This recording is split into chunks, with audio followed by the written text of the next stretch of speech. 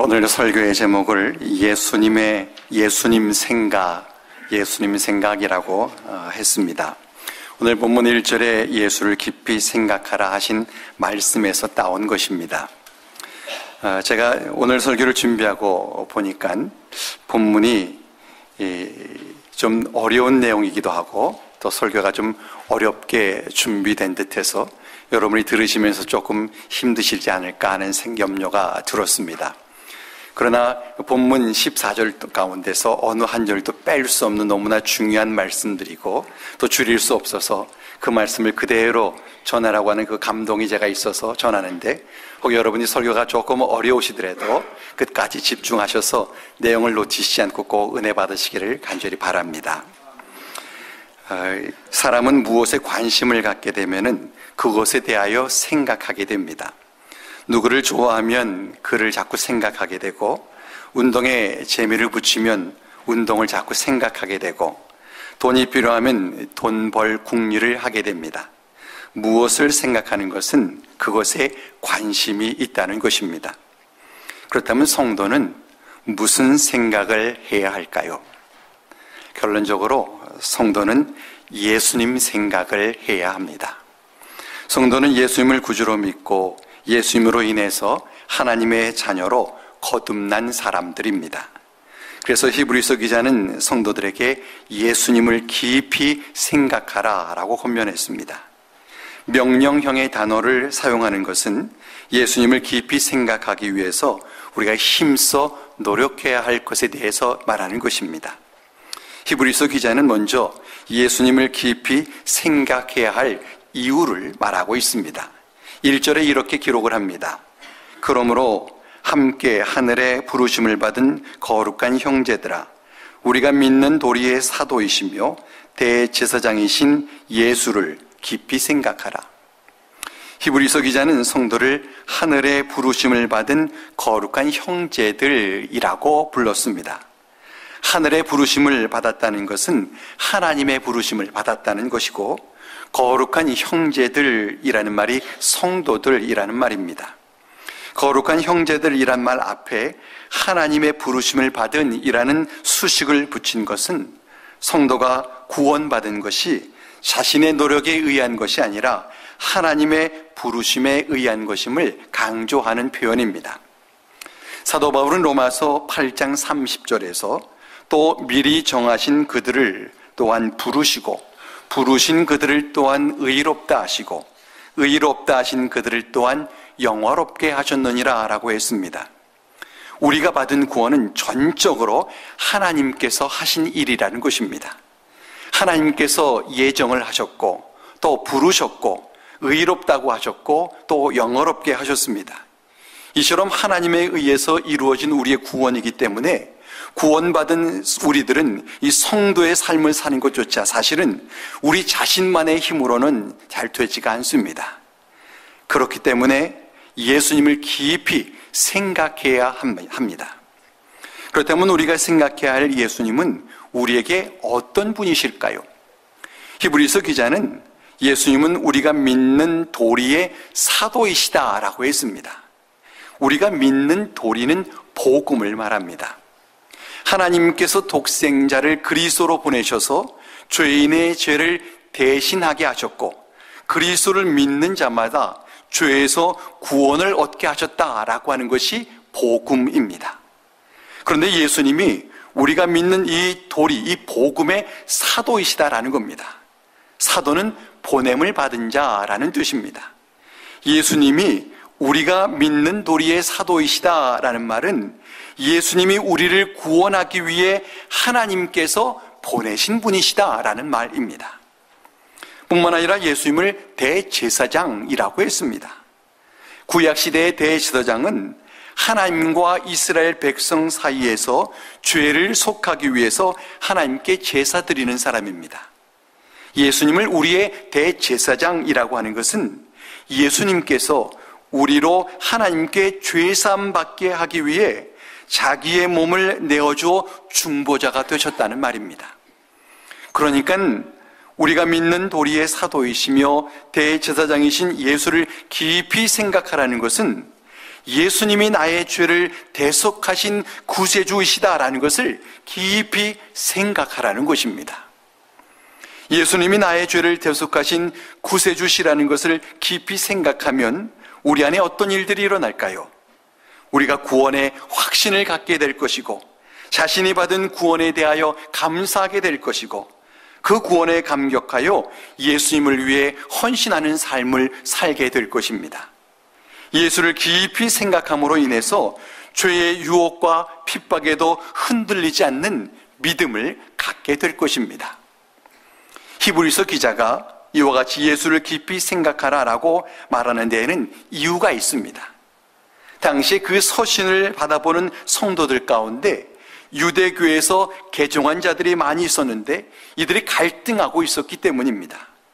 히브리서에 보면은 이 구약의 제사 제도나 구약의 인물들이나 구약의 사건들에 대한 기사가 참 많이 나오고, 구약에서 인용한 말씀들도 많이 나옵니다.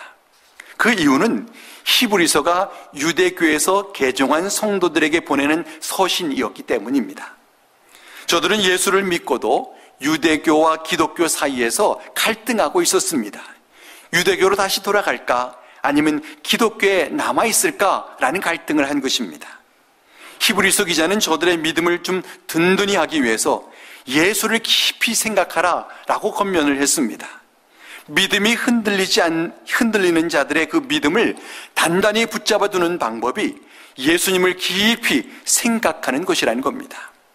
예수님이 누구이시며 예수님께서 나를 위해 무엇을 하셨는가를 깊이 생각할 때에 믿음이 흔들리지 않고 굳건히 지킬 수 있다는 겁니다.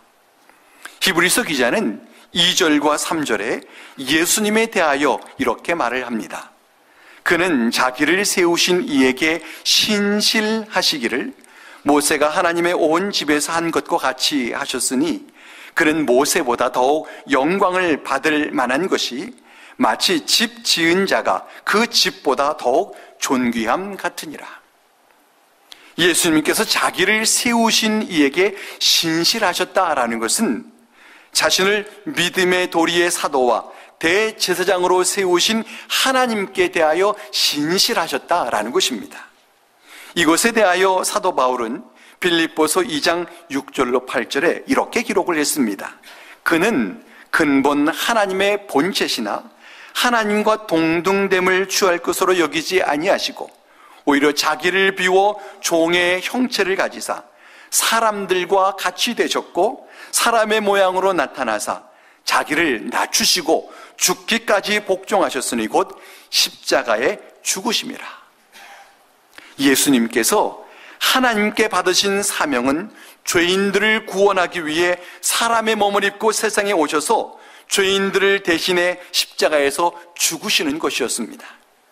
하나님이신 예수님이 사람이 되신다는 것이 엄청난 일이고, 죄 없으신 하나님이 사람의 죄를 대신하는 것 또한 엄청난 일이고, 하나님이 사람을 대신해서 십자가에 달려 죽으신다는 것은 말도 할 수 없는 엄청난 일입니다. 그런데 예수님께서 이 모든 일을 신실하게 감당하셨다는 것입니다.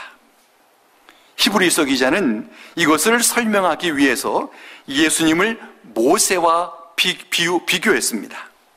모세는 유대인들이 구약의 인물들 중에서 가장 충실한 하나님의 종으로 여기는 사람입니다. 그래서 히브리서에는 이 모세의 이야기가 여러 번 등장을 합니다. 유대인들이 그만큼 모세를 존경하는 영적 대상으로 여기며 모세를 깊이 생각한 것입니다. 그런데 히브리서 기자가 예수님이 모세보다 더욱 신실하시다라고 하면서 모세를 깊이 생각할 것이 아니라 예수님을 깊이 생각해야 한다는 것을 말하려는 것입니다.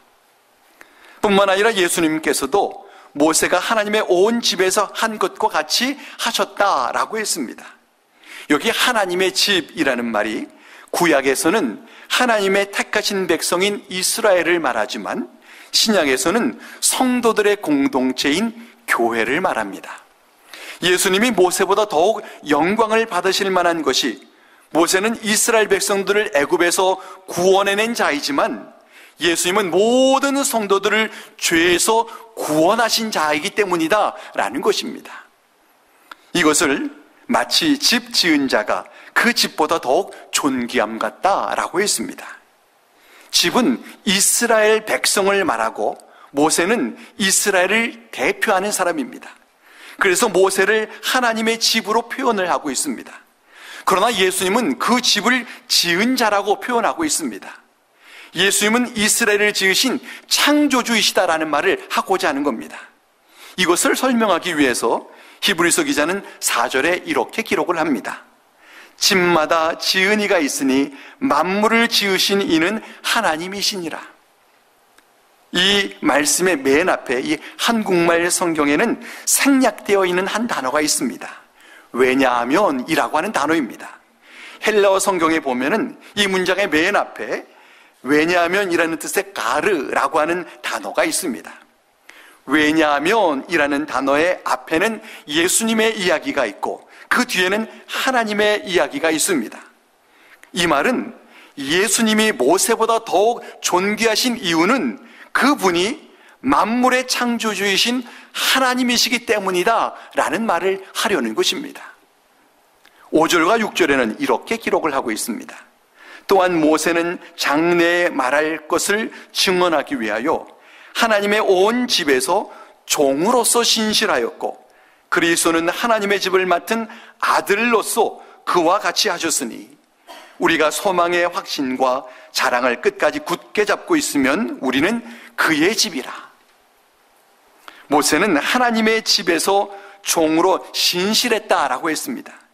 그런데 그 앞에 모세는 장래에 말할 것을 증언하기 위하여라고 하는 수식을 붙이고 있습니다.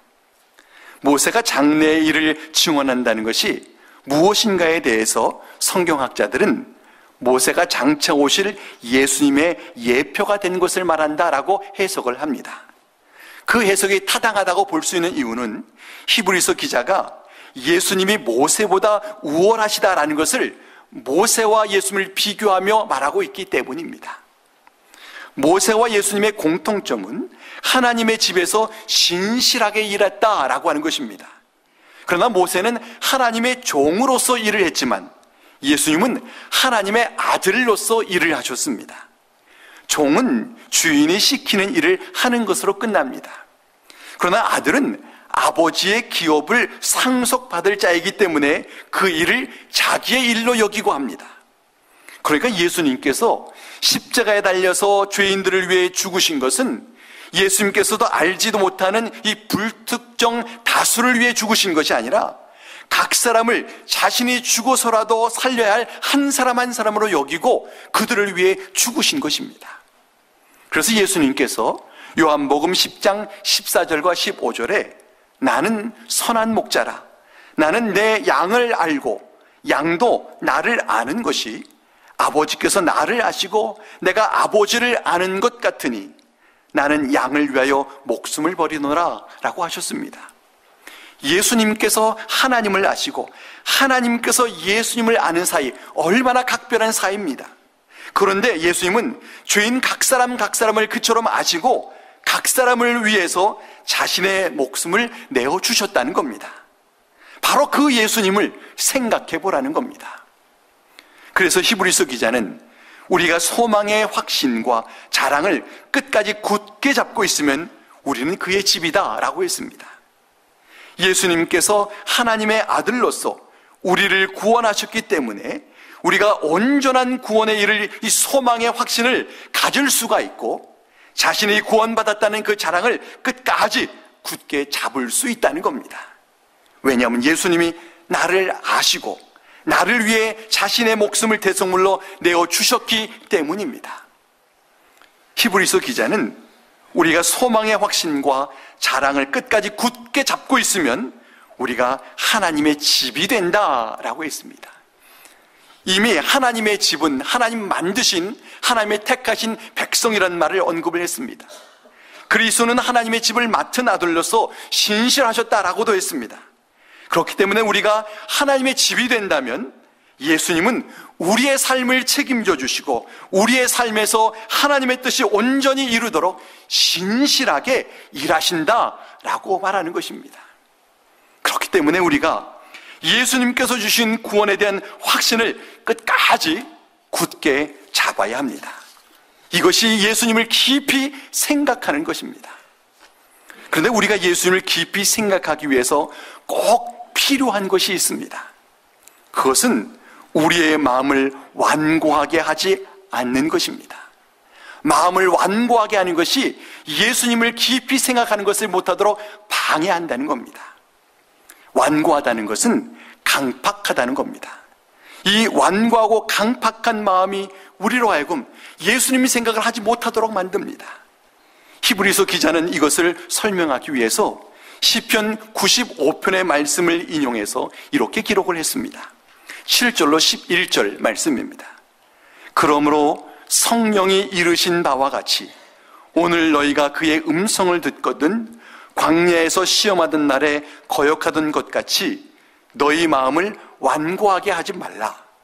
거기서 너희 열주가 나를 시험하여 증험하고 40년 동안 나의 행사를 보았느니라.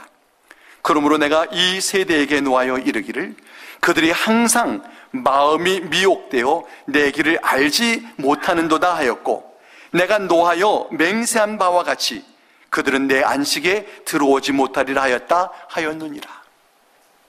성령이 이르신 바와 같이라는 것은 시편을 기록한 시인이 성령의 감동을 받아서 기록했다는 겁니다.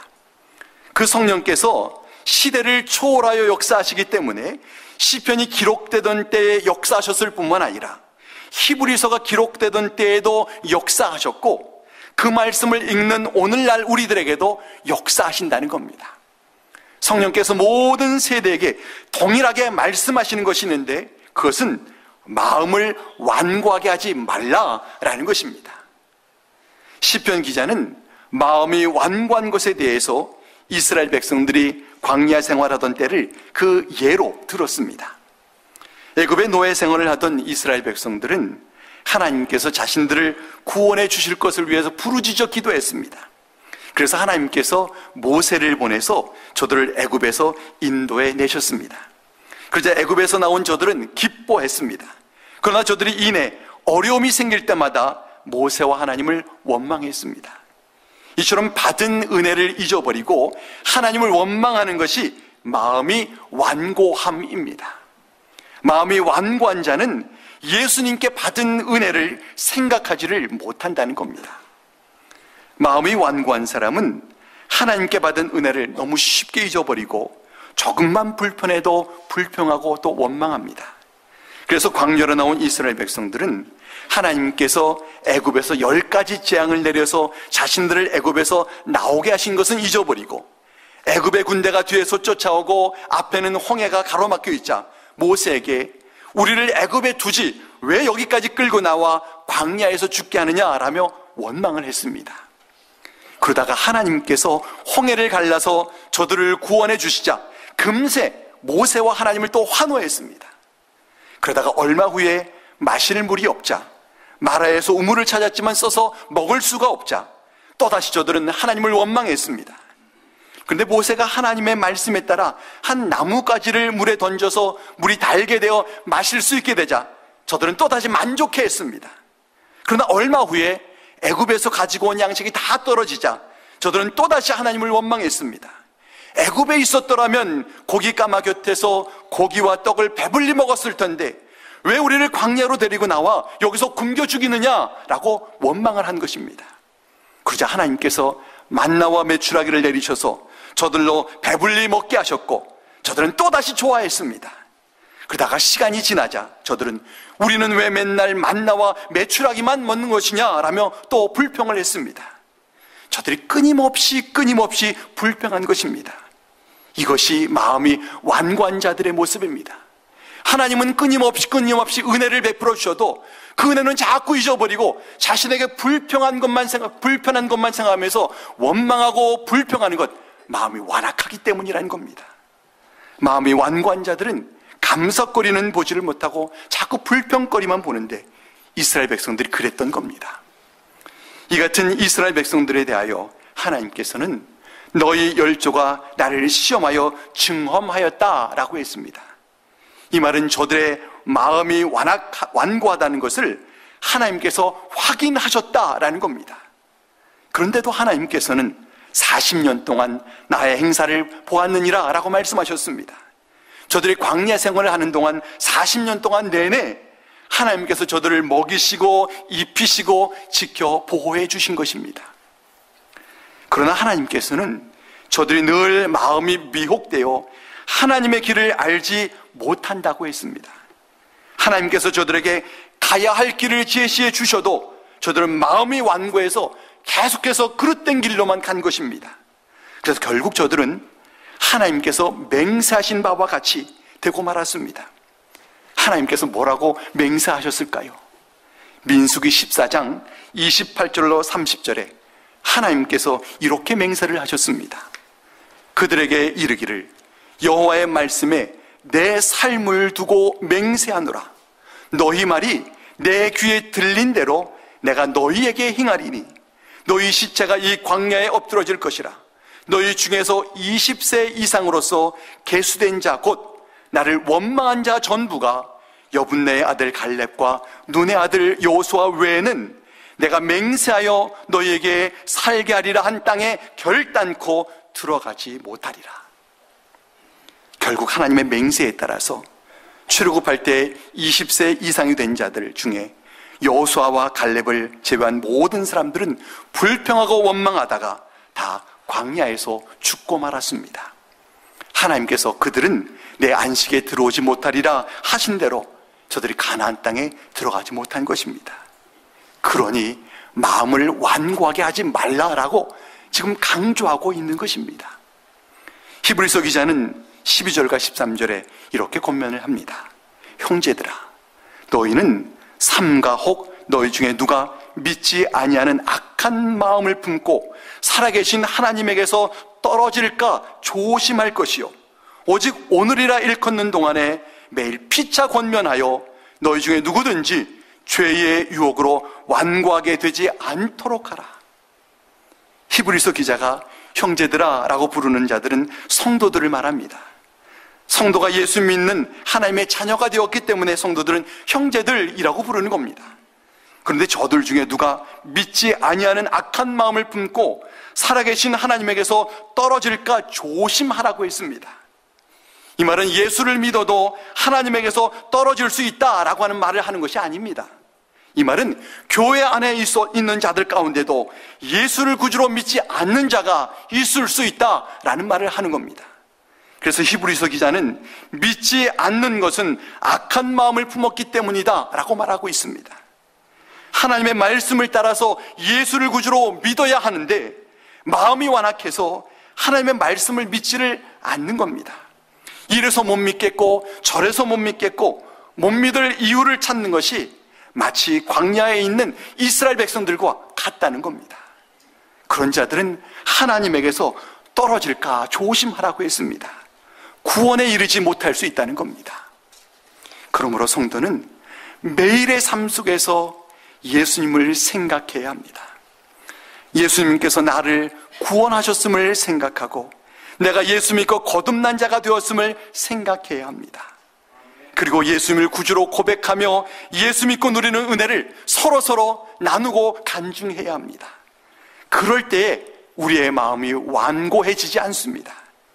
그래서 히브리서 기자는 오늘이라 일컫는 동안에 매일 피차 권면하여 너희 중에 누구든지 죄의 유혹으로 완고하게 되지 않도록 하라 라고 권면하고 있는 것입니다. 피차 권면하라는 것은 성도 간에 서로 예수님 이야기를 하라는 겁니다. 예수님이 누구이시며 예수님께서 자신을 위해 무엇을 하셨는지를 이야기하는 겁니다. 자신이 경험한 예수님의 사랑을 말하고 자신의 예수님을 얼마나 사랑하는지를 말하면서 서로의 마음에 예수님을 품게 하는 것입니다. 그럴 때에 죄의 유혹에 넘어가지 않고 마음이 완고하게 되지 않습니다. 이처럼 성도는 예수님 이야기를 하면서 사는 사람들입니다. 예수님을 생각하는 사람이 예수님 이야기를 할 수 있습니다. 우리 안에 예수님 이야기하는 운동을 일으킵시다. 우리 안에 예수님이 생각하며 살아가는 운동을 일으켜 보십시다. 이처럼 죄의 유혹을 이기는 방법이 예수님을 깊이 생각하는 것입니다. 예수님께서 나의 죄를 위해 십자가에 죽으신 것을 깊이 생각하면서는 우리의 죄를 지울 수가 없습니다. 그 예수님을 생각하면서는 누구를 미워할 수도 없고, 그 예수님을 생각하면서는 나를 고집하며 싸울 수도 없습니다.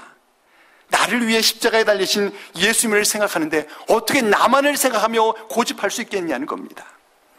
예수님 생각이 나를 죄로부터 지켜주는 것입니다.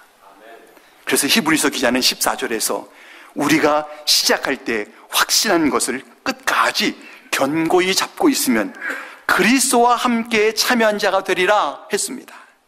시작할 때라고 하는 것은 처음 예수를 믿을 때를 말하고, 확신한 것이라고 하는 것은 예수님께서 나를 죄에서 구원하셨음을 믿은 것을 말합니다. 이것을 끝까지 견고하게 잡으면은 그리스도와 함께 참여한 자가 된다고 했습니다. 예수님과 함께 천국의 영광을 누린다는 겁니다.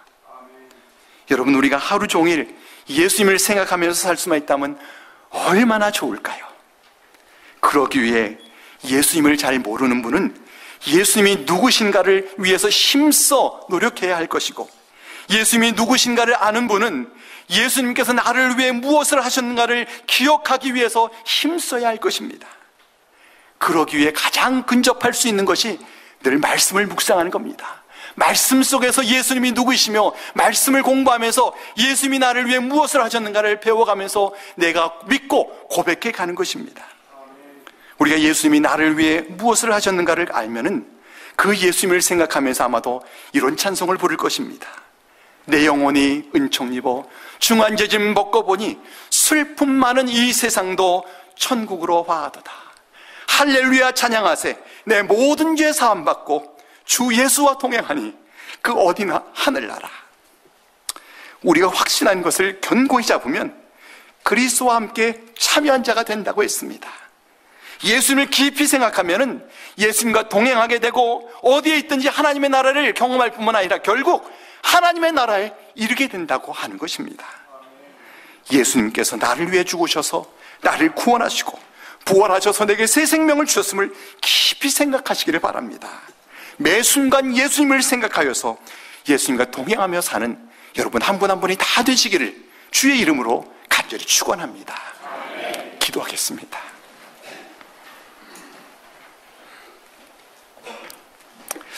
살아계신 하나님 아버지, 말씀으로 교훈해 주셔서 감사합니다.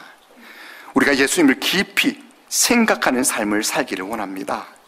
예수님께서 나를 위해 죽으셔서 나를 죄에서 구원하셨고 나를 위해 부활하셔서 내게 새 생명을 주셨음을 고백하고 간증하며 살게 하옵소서. 예수님의 생각으로 인해 우리의 마음이 완고해지지 않고 죄의 유혹에도 넘어가지 않고 오히려 예수님께서 내게 베푸신 그 은혜와 사랑으로 인하여 감사하며 찬양하며 헌신하며 살게 하옵소서. 예수님의 이름으로 간절히 기도하옵나이다. 아멘.